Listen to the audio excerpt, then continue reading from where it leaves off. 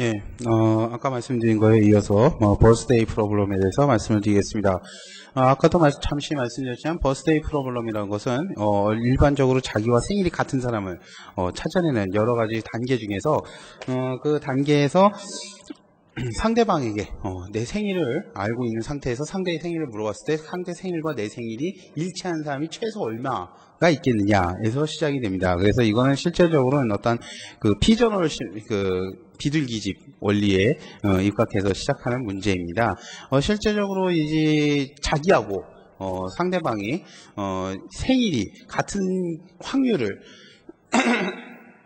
계산한다면 일반적으로 365일이 있기 때문에 생일이 상대방이 나하고 생일이 일치할 확률은 생일은 1년에 하루 있죠. 1년에 뭐 2개, 3번, 2번, 3번 생일을 가진 사람이 없기 때문에 일반적으로 365분의 1입니다. 그러니까 계속 연속적으로 다음 사람에게 물어봤을 때 그 확률은 365분의 1을 계속 연차적으로 수행해서 그것이 맞는 사람을 찾아내기까지 계속적으로 연속적으로 수행되는 과정이라고 말씀을 드릴 수가 있겠습니다.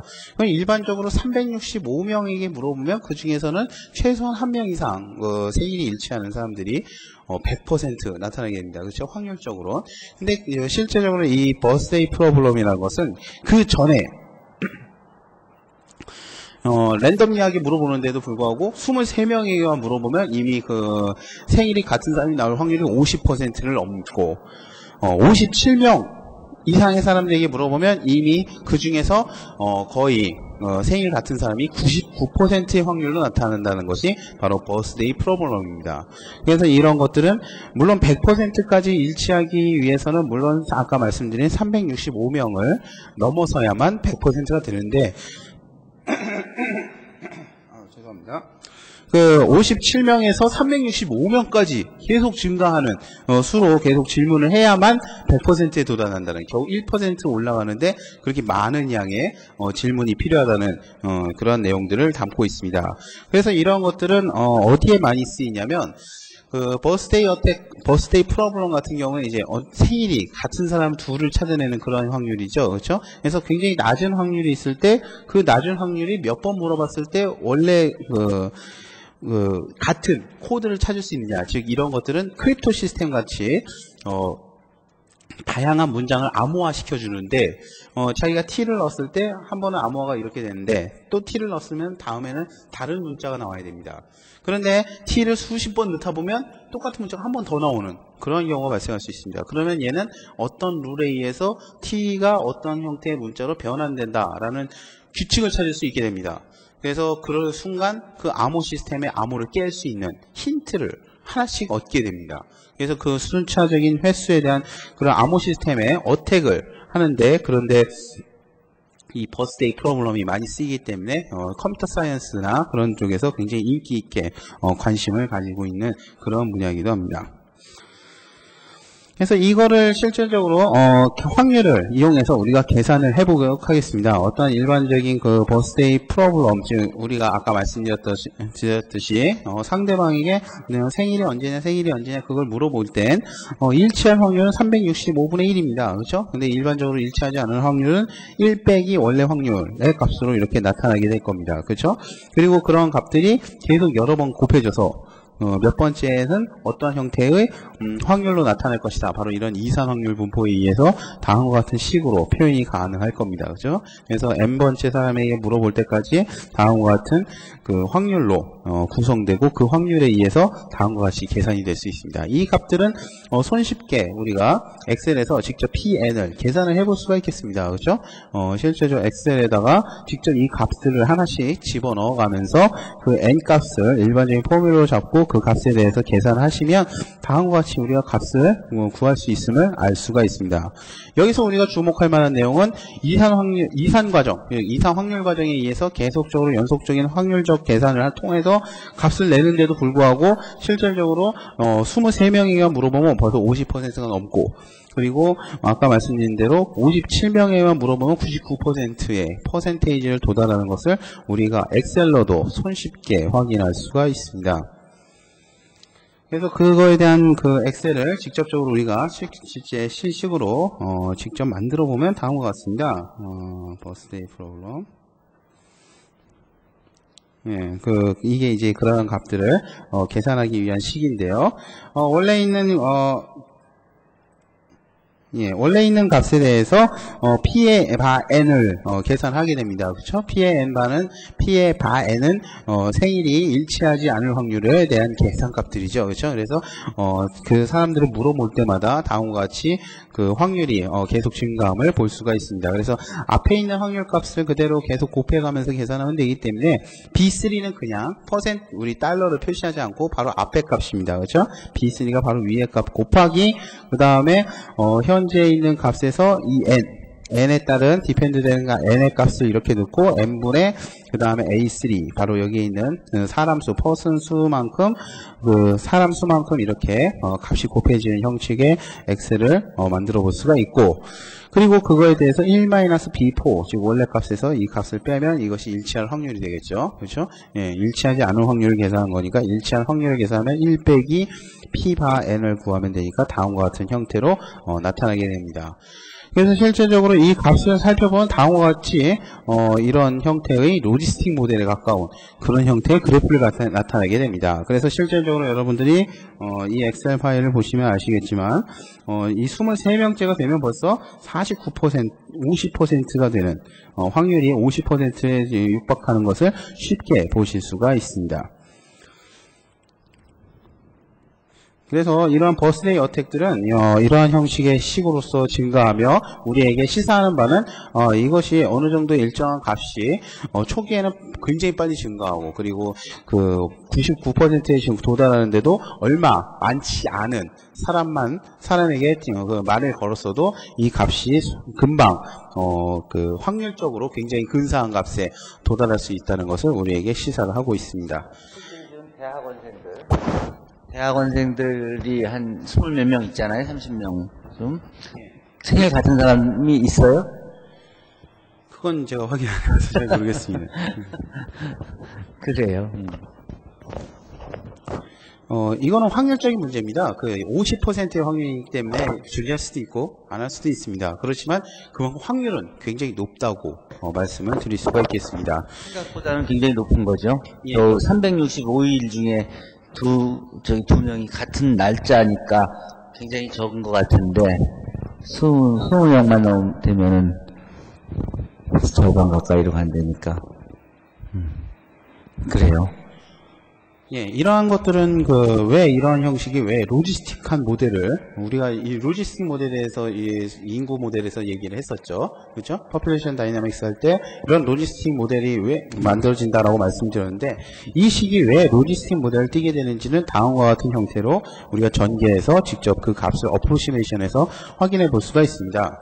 그래서 원래 익스포넨셜 x 를 테일러 전개하면 다음과 같은 식인데 그 중에서 이 뒤에 값들을 잘라내고 1 플러스 x만 남겨놓은 다음 거기에 대한 값들을 다음과 같이 pn을 확률적으로 1 마이너스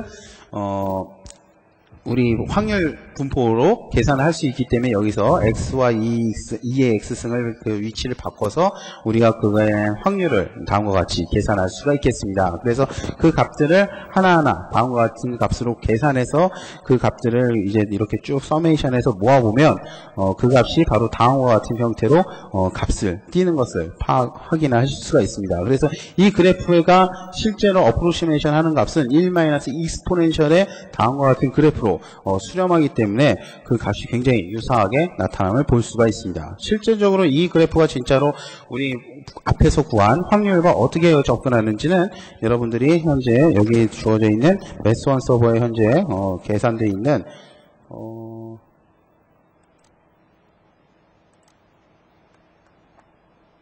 예, 지금 저희가 서버가 약간 테스트 중이라서 몇 가지 좀 데이터가 지금 안 떠오르는 것 같습니다. 그것도 그렇지만 저기 테스트로 지금 들어와서 기존에 있는 것들을 얼마든지 바꿔놓을 수 있는 거 아니에요? 예, 맞습니다. 그 있는 거 갖고 수정하면은 그냥 없어지는 거지. 예, 근데 퍼블리케이션 한 거는 그렇게 쉽게 없어지진 않습니다. 퍼블리시 한 건 괜찮고. 예. 이건 아니고. 예, 제가 나중에 확인해서 예, 다시 올려드리도록 하겠습니다. 실제로 이 값들은 점점점 값들은 아까 엑셀에서 구한 값들 있죠? 예, 엑셀에서 구한 값들이고 그 다음에 여기 뒤에 파란색 그래프는 바로 이 그래프를 직접 실제적으로 그려서 확인을 한 것이 되겠습니다. 이 두 가지 그 정보를 통해서 우리가 얘가 로지스틱 모델을 가진다. 라는 것을 알 수가 있습니다. 그래서 버스데이 프로블럼은 일반적인 로지스틱 모델에 가까우며 실제로 굉장히 적은 경우의 수에서도 낮은 확률임에도 불구하고 굉장히 적은 수에서도 그것이 일치하는 어떠한 높은 확률을 구할 수 있다는 것이 바로 버스데이 프로블럼의 중심적인 내용입니다.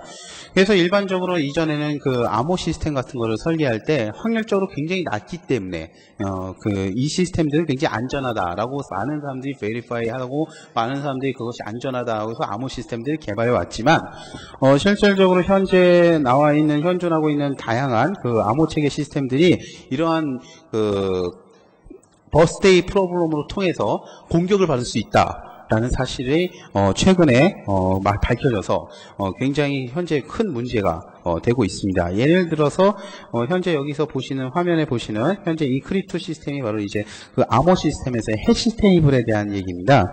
암호 테이블의 해시 테이블이라는 건 어떤 거냐면 어떤 문자를 집어넣었을 때 그 문자를 암호화시켜서 뽑아내는 산출해내는 어떤 테이블을 의미합니다.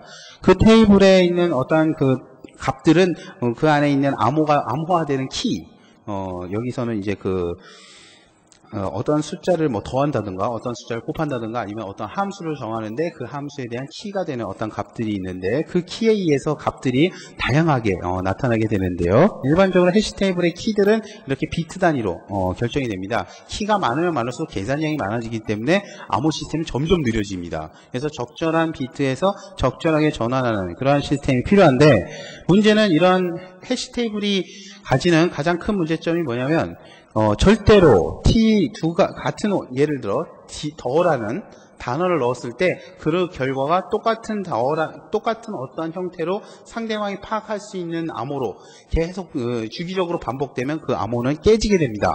예를 들어 저랑 앞에 계신 김경원 선생님이 서로 어떠한 편지를 주고받는데 예를 들어 어떤 은어를 사용해서 예를 들어 컵에 대한 단어는 우리는 앞으로 자갈치라고 얘기를 하자. 그러면은 나는 오늘 자갈치는 어디서 주웠다. 이런 식으로 서로 얘기를 하다 보면 나중에 자갈치가 컵이라는 사실을 언젠가는 알게 됩니다. 그런 시큐리티적인 프로블럼이 있기 때문에 걔가 항상 바뀌어서 나와야 되는데 문제는 그 바뀌어서 나오는 것이 일정하게 몇 번씩 계속 반복돼서 나오게 되면 그때 암호 시스템이 깨지게 되는 겁니다. 실질적으로 32비트를 쓰는 MD1, MD2쯤에 되는 옛날 그런 해시 테이블을 쓰는 시스템들은 실제적으로 77,000번의 시도가 있으면 그 해시 테이블이 어떠한 로직으로 단어를 바꿔가는지 를 파악할 수가 있고 예를 들어 64비트만 되면 5.1 곱하기 10의 9승의 경우의 수가 되면 그걸 깰 수 있는 확률이 50%까지 증가합니다. 만약에 거기서 랭스가 많은 문자들이 많은 그러한 크립토 시스템에서 나오는 그런 문자들을 계속 중간에 해커가 그걸 습득할 수 있다면 그 문장에서 어떤 몇몇 단어들은 이런 것들은 어떤 의미를 가지고 있다고 그걸 가지고 파악을 할 수 있는 단계에 도달한다는 의미입니다. 그래서 굉장히 위험한 거죠. 64비트만 돼도 서로 교신하는 교신량을 모두 중간에서 해커가 인터럽트를 해서 모든 값을 쭉 긁어오고 그 값을 이런 해시 테이블에 대해서 계속 리니어 어택을 통해서 같은 단어들을 찾아낸다면 예를 들어 영문에서 가장 많이 쓰는 단어가 더죠. 그렇죠? 더 단어 하나만 가지고도 THE 그 세 가지 글자만 가지고 이 THE가 동시에 어떤 식으로 변하는 것만 찾아내면 그 동시에 변하는 동일한 그 문자만 파악해도 상당 부분의 그 암호를 해독할 수가 있습니다. 상대가 어떤 암호 시스템을 쓰든 스트리밍 암호를 쓰든 퍼블릭 키 시스템을 쓰든 어떤 암호 시스템을 쓰든 이러한 리니어 어택 시스템은 모두 효과가 있습니다.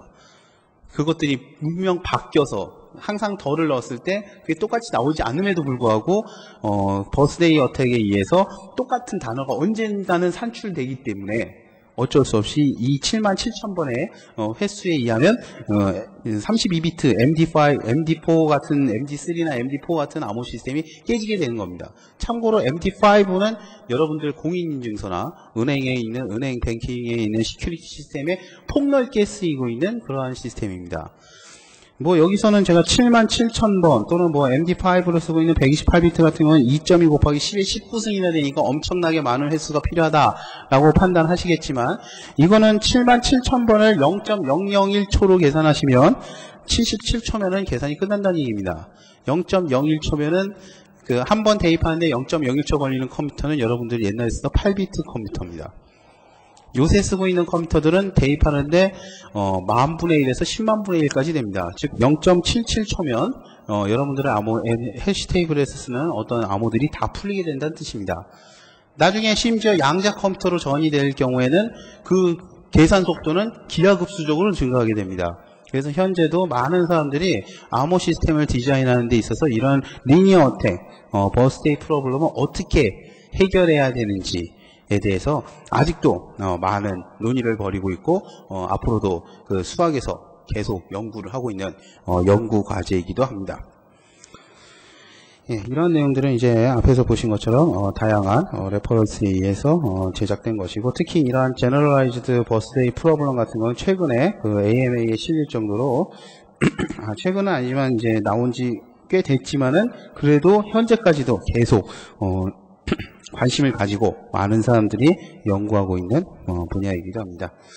예, 오늘은 여기까지 말씀을 드리고 다음 시간에는 좀 더 다른 소셜 사이언스에서의 매스메티컬 모델링에 대한 사례에 대해서 소개를 해드리겠습니다. 그래요. 수고했어요. 자, 그러면 시간이 오늘 다 됐으니까